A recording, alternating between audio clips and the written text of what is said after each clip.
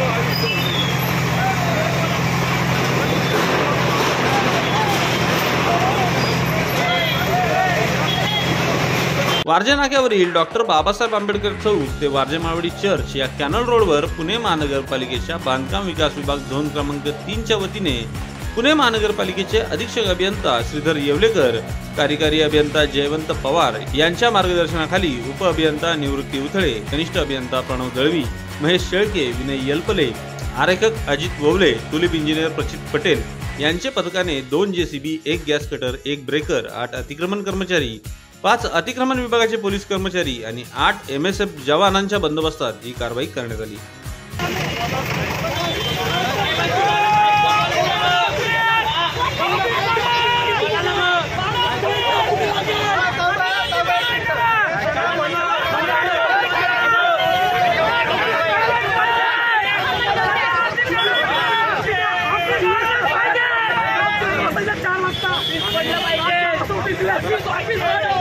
या व्हिडिओचे सहप्रायोजक आहेत साई समर्थ डेव्हलपर्स, खात्रीशीर बांधकाम, विश्वसनीय व्यवहार। जय गणेश डेव्हलपर्स, बांधकाम क्षेत्रातील एक तरुण नाव।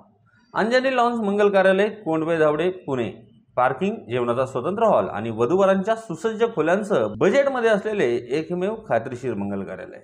वारजे भागातील डॉक्टर बाबासाहेब आंबेडकर चौक ते वारजे मावडी चर्च या कॅनल रोडवर पुणे महानगरपालिकेची कोणतीही पूर्व परवानगी न घेता मोठ्या प्रमाणात पत्रा शेड मारून पालिकेचा कर बुडवत आणि रहदारीला अडथळा करत व्यवसाय थाटण्यात आले होते।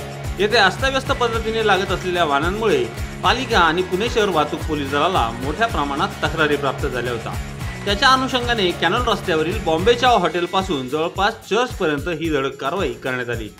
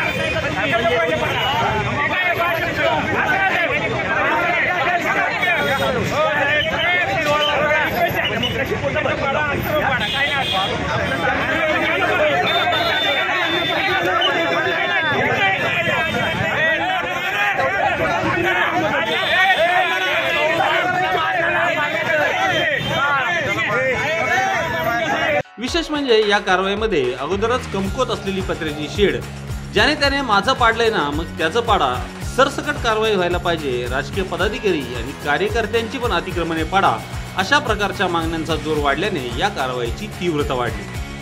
कारवाई करण्यापूर्वी या सगळ्यांना नोटिसा देण्यात आल्या होत्या, त्यामुळे काही जणांनी आपली अतिक्रमणे स्वतःहून काढून घेण्यास सुरुवात केली होती। अशांचे काही प्रमाणात कमी नुकसान झाले। त्यातच आता आचारसंहिता असल्याने अशा कारवायांमध्ये वाढ केली जाणार असल्याचे अधिकाऱ्यांच्या चर्चेतून समोर आले।